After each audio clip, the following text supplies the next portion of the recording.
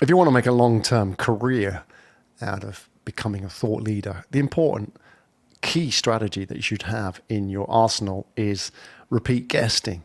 So obviously getting on podcasts is a great way to leverage other people's audiences. But beyond that, you really want to get into a situation where you make a good impression upon on the host and the audience, that they invite you back.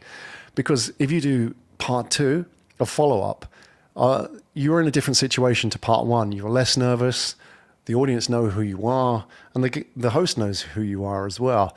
So your second chapter, stage in the journey, when you go back onto that podcast, will be so much better.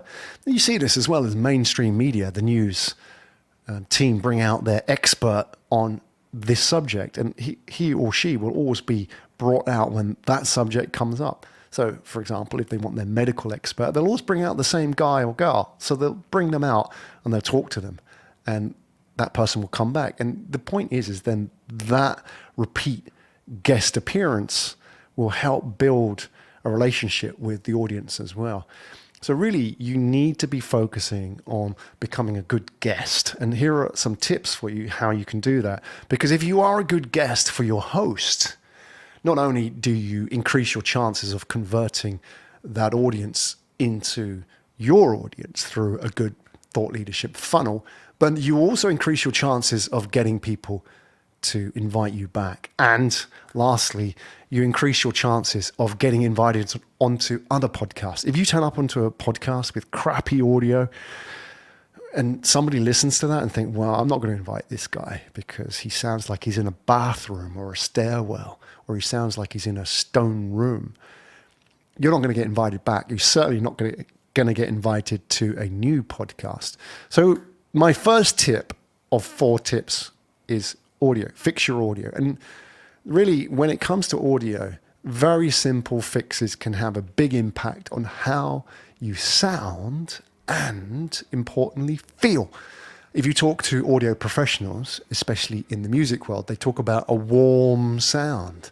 It's real, a warm sound. And warm, when we think about human relationships, means engaging, means authentic, means empathic. When I think about a warm reception, a warm handshake, you know how it feels. You can imagine it. And that's what you want to create, this warm environment about you.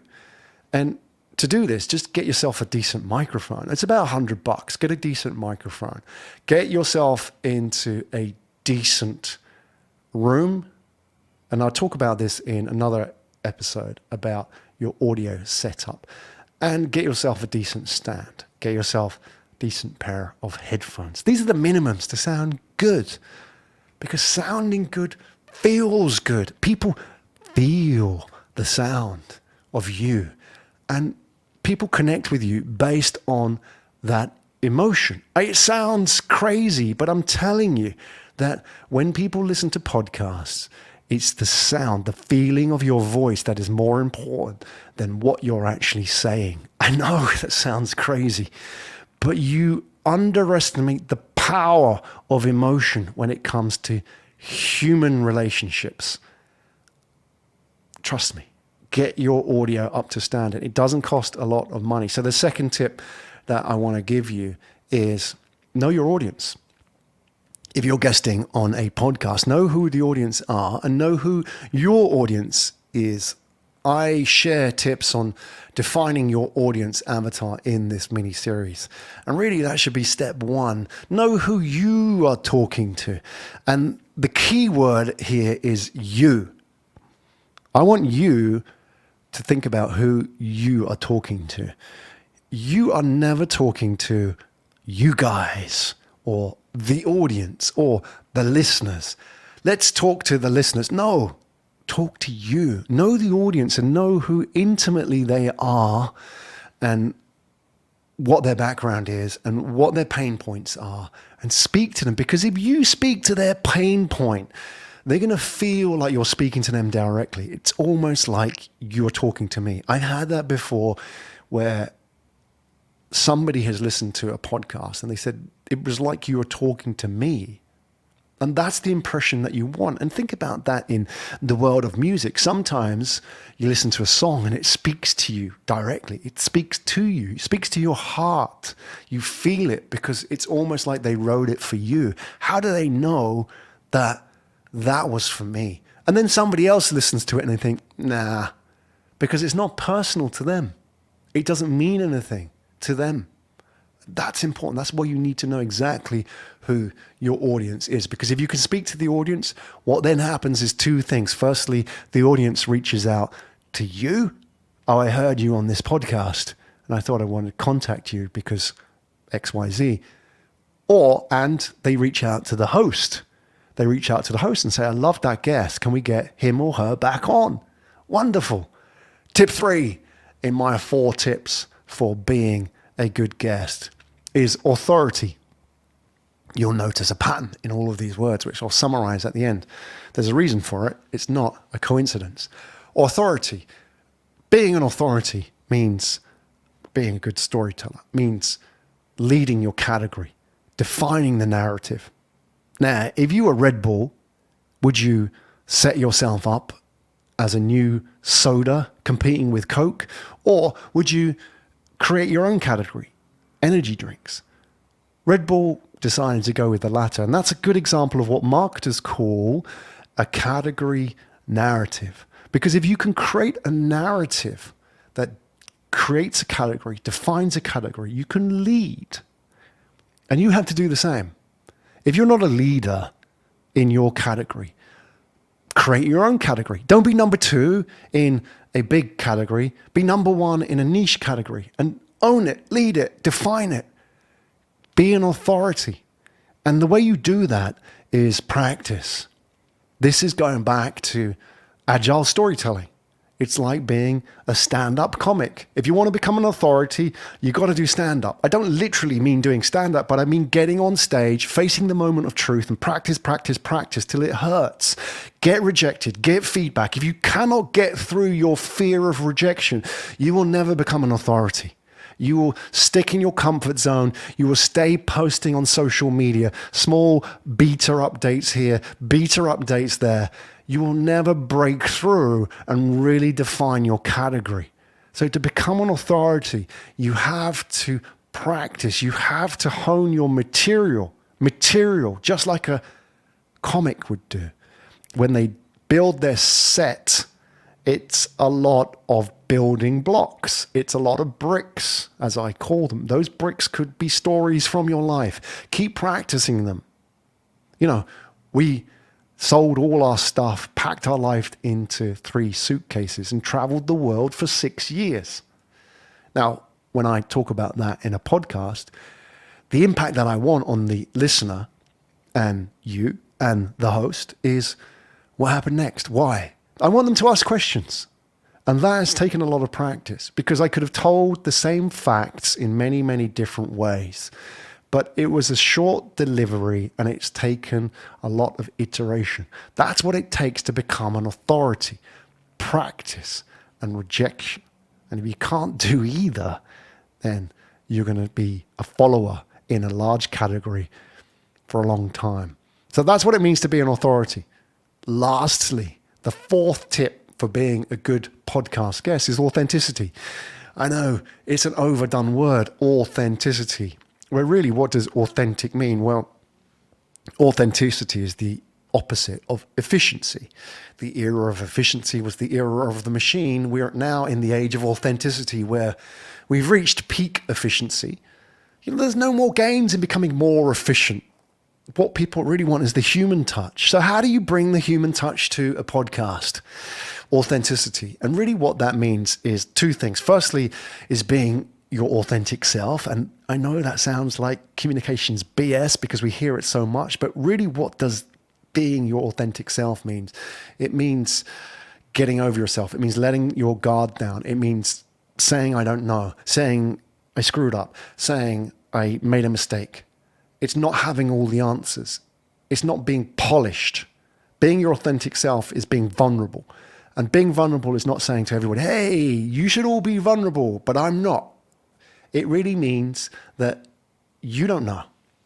And you're on a learning journey like the rest of us, and we want to join that person. We want to be part of that journey. That's how you be authentic, is you're on this human journey, which, it never goes in a straight line, folks. I started off and I thought I was going to be a millionaire by the time I was 30. Didn't work out. I screwed up. What happened next? Well, we can empathize with those kind of stories. The story that I started a startup and, 2 years later I was a billionaire. We don't care about that person. We don't want to know that person because that person is not us.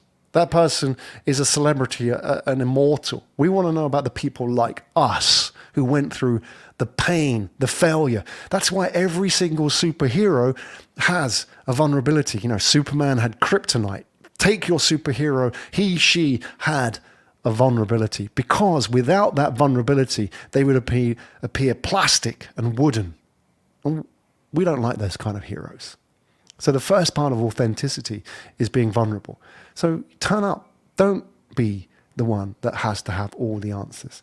Don't be the one on the podcast that has to appear cool and impress people, but show them that you're on this journey.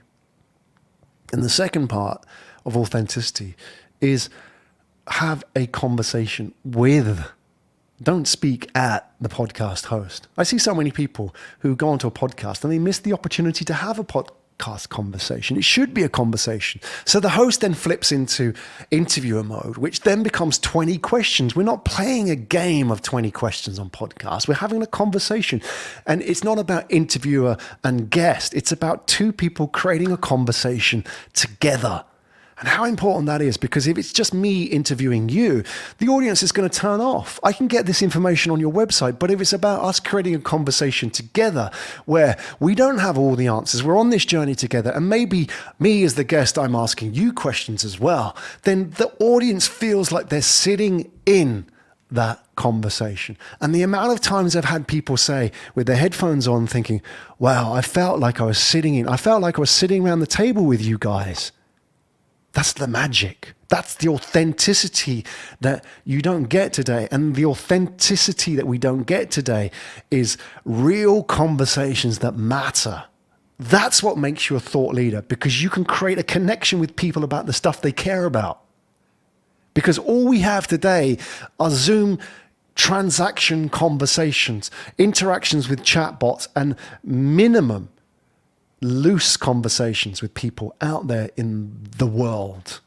That's the reality. We don't have conversations anymore like we used to, and that's what people yearn for. So as an authentic leader, you can give them that. You can make them feel like they're sitting in a conversation round table with their mates or with people that care about the stuff that they care about. That's what to be authentic is. So to do that, create that conversation. My tip for you would be simply not to answer questions all the time. A couple of ideas being, say, I don't know, or ask the host a question. If it's a good host, they'll roll with it. I love those conversations. Like, do your research on the host, find their background. It shouldn't be one way. When I do podcast guesting, when I'm a guest on somebody's podcast, I research about the host. I find their background. Oh, this guy's got a really interesting background. I want to talk about that. I want to know as well. So, I want to ask him as well. He asked me a question. I say, what was it like for you? Because I saw that you served in the military for 20 years. And when you got out of the military, you went through this kind of new, discovery journey. How was that for you? Now, you may think that as a guest, that's not your place, but it is absolutely. That's what the audience wants to hear. And that's what it means to be authentic. So those are the 4 tips that I wanted to share with you about how to be a good podcast guest. And if you have a look at them, think about all of these words: audio, audience, authenticity, authority. They all stem from the same words. The ancient Greek etymological root of these words is au, which doesn't have a translation direct into the English language, but the nearest that we can find for this word means in ancient Greek to feel, to perceive. We feel you.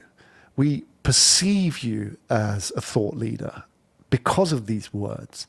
So practice these elements in becoming a thought leader, and you will get more out of your podcast guesting, and you'll get more people contacting you and reaching out to you because they perceive you to be the person that has the answer to their problems.